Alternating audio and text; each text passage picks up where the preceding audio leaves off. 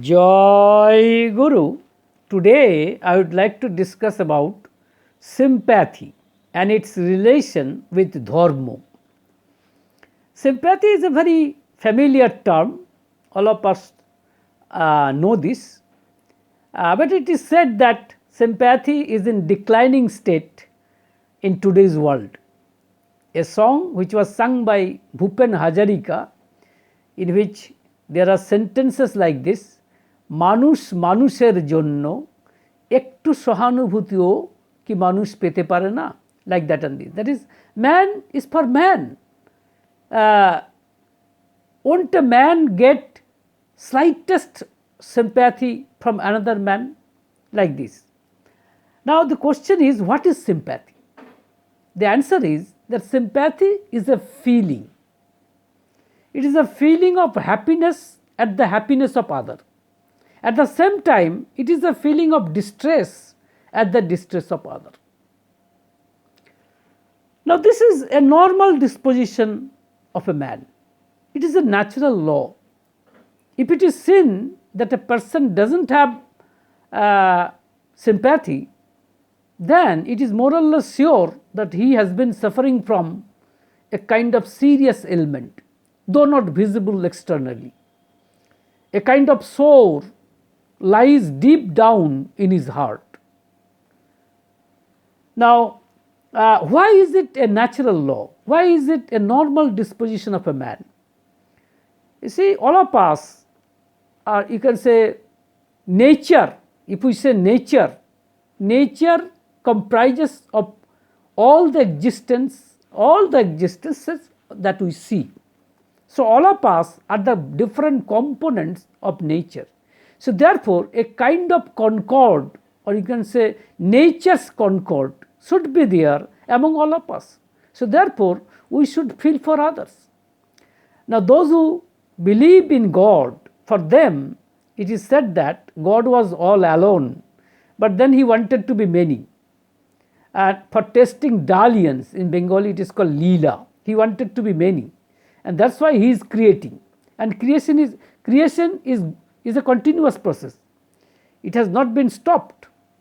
Now why, or what is the unique feature of creation? That he is creating existence after existence. See, all of them, though externally different from each other, but then an existential concord is always there among all of us. This is precisely the reason why, if you see, if one feeling of a person, or you can say any feeling of a person, awakens the same feeling to another man, simply because all of us have this existential concord. This existential concord comes from the God. In other words, God is everywhere. So nobody can, you see, sympathy is but a natural law. And it is also stated in Upanishad, Jastu sarvani bhutani atmanne vanupashyati sarvabhuteshu chatmanam tatana bijugupsate. That means he who sees everybody within him, and he who sees him within everybody, he cannot hate anybody. So naturally, sympathy is but natural. Now the question is, when or where, you can say rather, when does sympathy get its expression? Sympathy gets its expression in inquisitive service. Only verbal sympathy, or you can say kind of lip service is of no value. It cannot be considered under the arena of sympathy. So therefore, sympathy gets its expression in inquisitive service. We find it in a bigger family, where an elderly person acts as pivot, and around him all members, they are revolving. All of them, they work for the family. Mutual distribution of service and cooperation become normal and automatic within them. So therefore, you just see, for sympathy, an ideal is required. Here, in this case, in a bigger family, an elderly person who acts as pivot can be regarded as an ideal. So therefore, without ideal, sympathy possibly doesn't work. Now, same is the case with the devotees of a particular ideal. You see, as for example, a person works for his brother because of the fact that he sees his father within his brothers. Same is the case with the devotees also.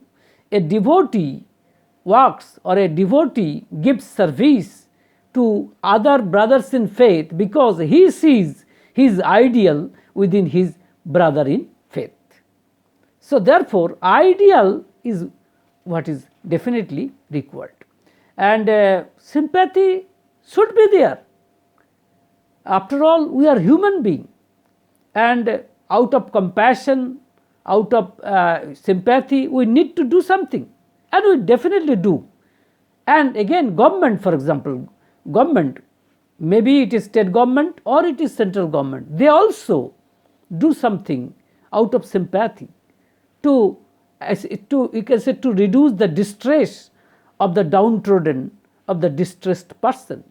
And that's why they used to launch different programs, different schemes, different projects, and they give very many names I do not know, like this. For example, I say Mother's Treasury, or Kuber's Bhandar, or you see Elder Sisters Bhandar, or Kofar, like that, and this, through which you see a direct transfer of money is being done to the bank account of the distressed. So therefore, it is a project, or you can say these projects or schemes or programs definitely help to reduce the distress of the people. So thereby, these projects augment the happiness of distressed persons. There is no doubt about it. So these are necessary. But then the difficulty is this, that unless dharma is imparted, this external service is not all foolproof. This I would like to say like this, because of the fact, for example, when government gives subsidies, or you can say gives money directly to the bank account of a distressed person, if he is a passionate person, then whatever he gets, he would nourish it to nurture his passion. You see, you may give learning, you may give wealth, you may give property to a man, but if he uses it to nourish his passion, then it is nothing. That is, you see, if you give learning, wealth, or property to a man without giving an ideal to him, then he is given nothing. As I have already stated, that a passionate man is he, see, who always, or rather he is used to nourish his passion. And nourishing passion, it means shrinking existence. So he who is used to nourish his passion, that means he is to shrinking his existence.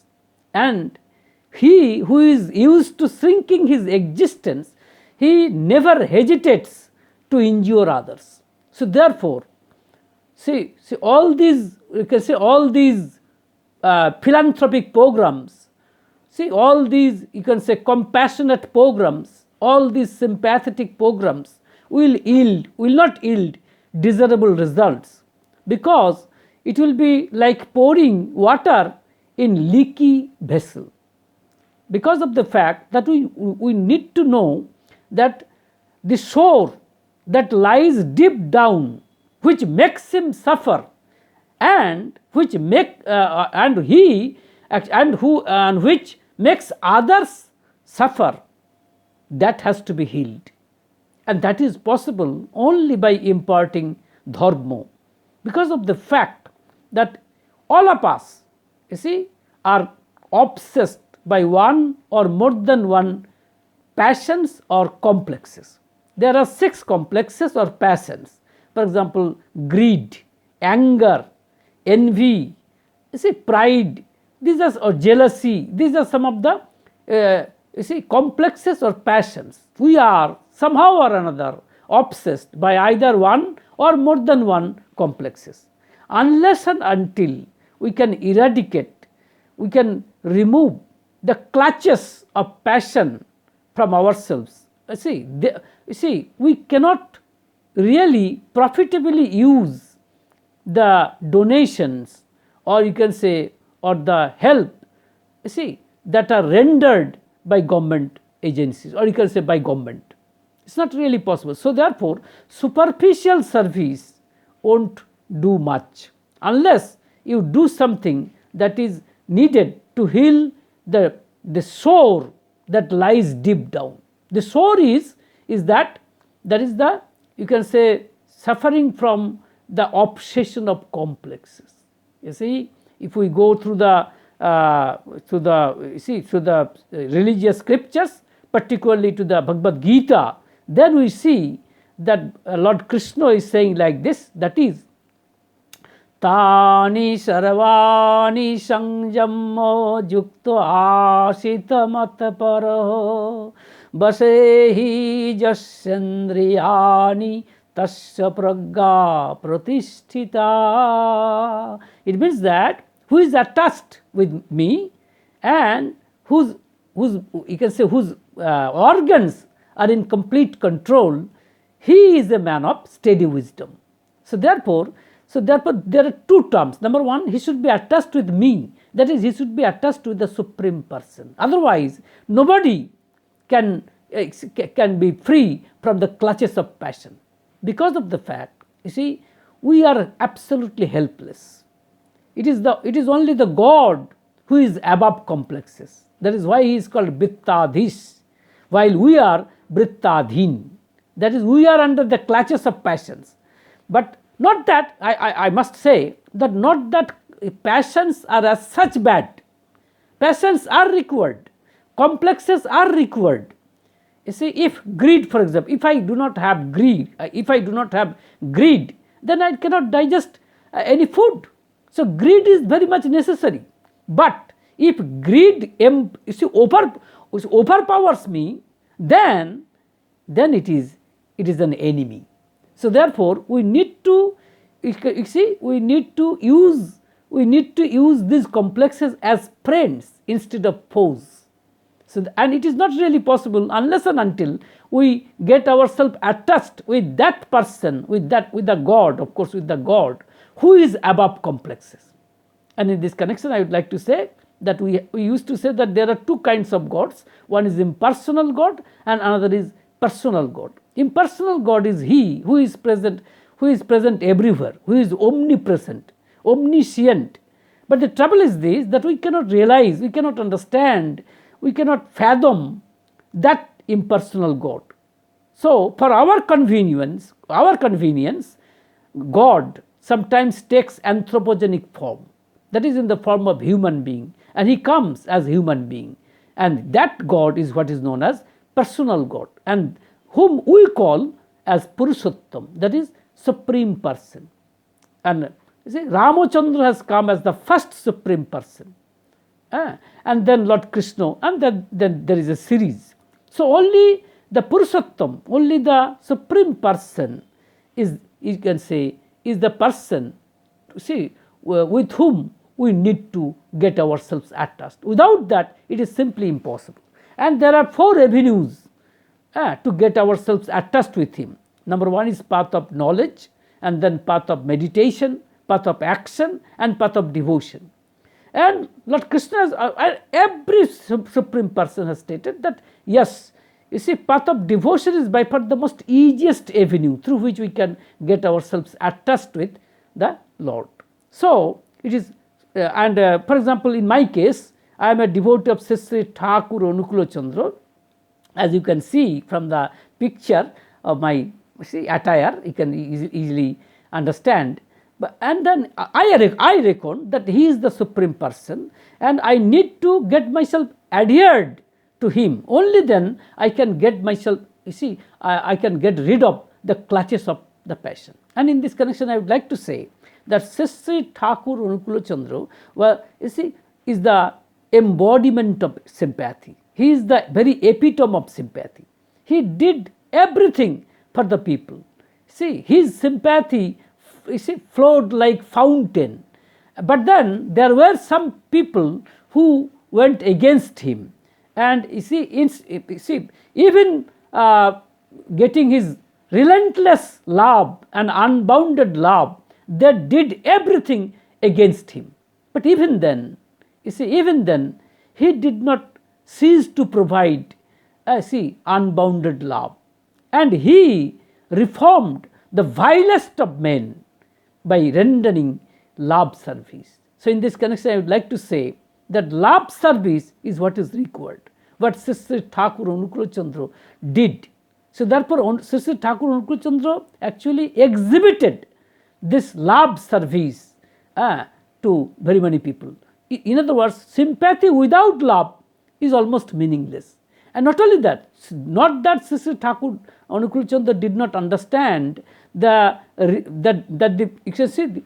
distress of people. Yes, he did. He did whatever or rather, he provided all kinds of helps, all kinds of assistance to the distressed, to the downtrodden, to the poor people. But at the same time, what he did is that he imparted dharma.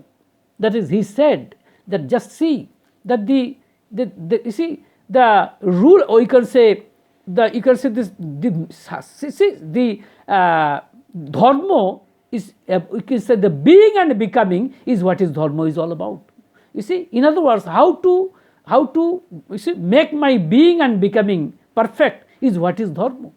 So it's a kind of new definition of dharma, and he imparted dharma, and he told us that you need to practice certain rules, certain you can say code of conduct, so that your passions will gradually lose its clutches. And Sri Thakur Anukul Chandra has given a holy name to us, and if we go on repeating the holy name, and if we go on watching the picture of my love lot, in my case, for example, Sri Thakur Anukul Chandra, then it is in a way that is getting myself attached with my love lot or with my personal God. And in this way, since I am trying myself, I am always trying myself to get myself attached with him, it means that I am getting his characters, his divine characters. This sympathy is a divine quality, and only God has all the divine qualities. But we people, we have some divine qualities. At the same time, we have some devil's qualities also. So therefore, we need to get ourselves attached. Why? In order to imbibe ourselves with the qualities of my personal God.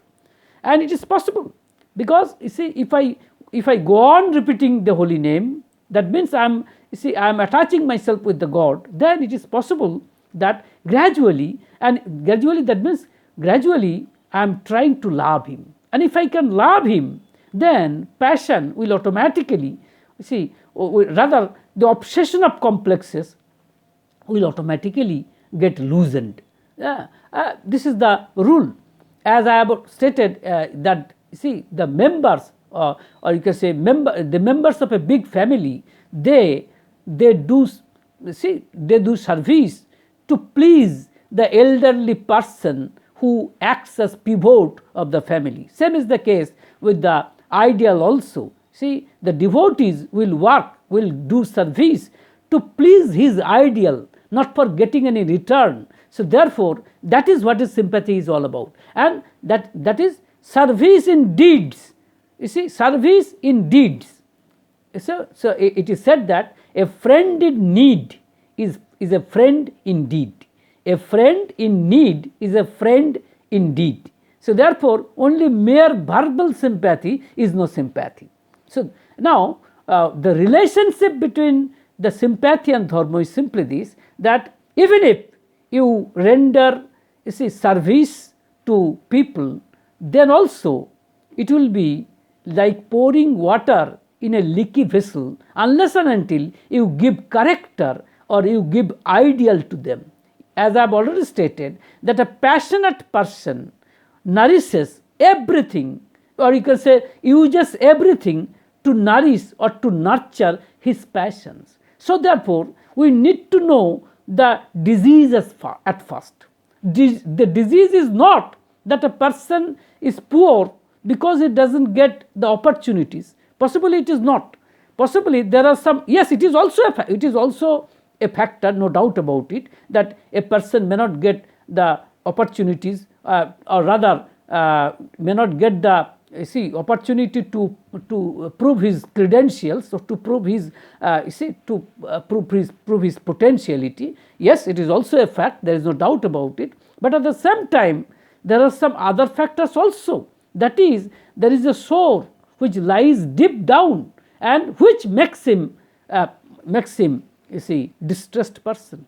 Not every, it is not an universal rule, I am not telling that, but it is also a fact that all of us, or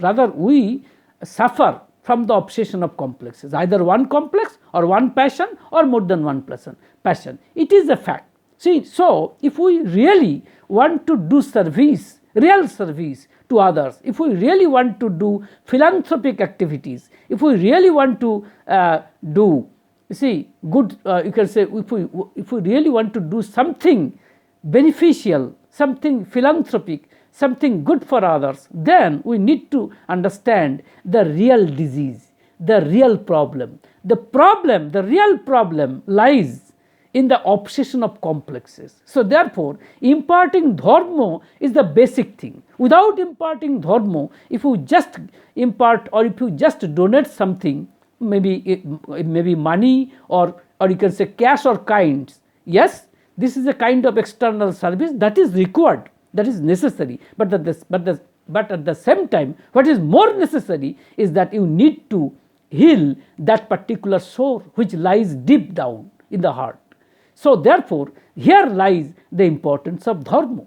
So in conclusion, I would like to say that sympathy is a feeling, and it is a feeling of happiness at the happiness of others, is a feeling of distress at the distress of others, and it is a natural law. It's a natural law. Sympathy is a natural law. Sympathy is a normal disposition of a man. If you see that a person doesn't have sympathy, then he is surely suffering from a very serious kind of ailment. And then sympathy, sympathy may be exhibited by you can say by launching certain schemes, as I have already stated, in which direct transfer of money or kinds may be given to the distressed. Yes, this is the kind of external service which is needed, but at the same time we need to heal the sore which lies deep down in the heart. And for this, here lies the importance of imparting dharma. Without imparting dharma, if you just render only the external service to the person, it is not all foolproof. It will not give the desired results that we want to see. And last but not the least, I would like to say there are two obstacles to sympathy. What is that? It is rather easy to show sympathy, in the distress of people, but it is not so easy to share happiness and enjoy, or you can say enjoyment of others. It's not really easy. The reason is the underlying jealousy is the reason for it. If we have jealousy, then we cannot share, others' happiness and others' enjoyment. And it is again, if we simply show sympathy only in distress, then that is not actually sympathy, because sympathy has two facets. One is that it is a feeling of happiness at the feeling of others, at the same time it is a feeling of distress at the distress of others. So therefore it is relatively easy to exhibit sympathy in the distress of others, while it is not relatively easy to share, you see, joy and sympathy of others, unless we have, you see, unless we do not have jealousy. Jealousy is the underlying reasoning, or you can say this is a kind of passion which actually deters, which actually inhibits, which actually makes an obstacle to sympathy. The other thing is simply this, that inferiority complex is also another obstacle to sympathy.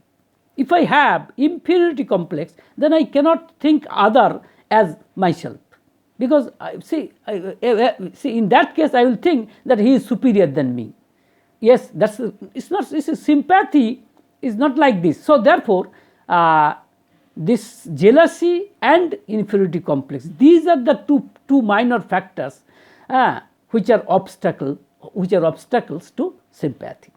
So this is my humble submission. So live in love. Joy.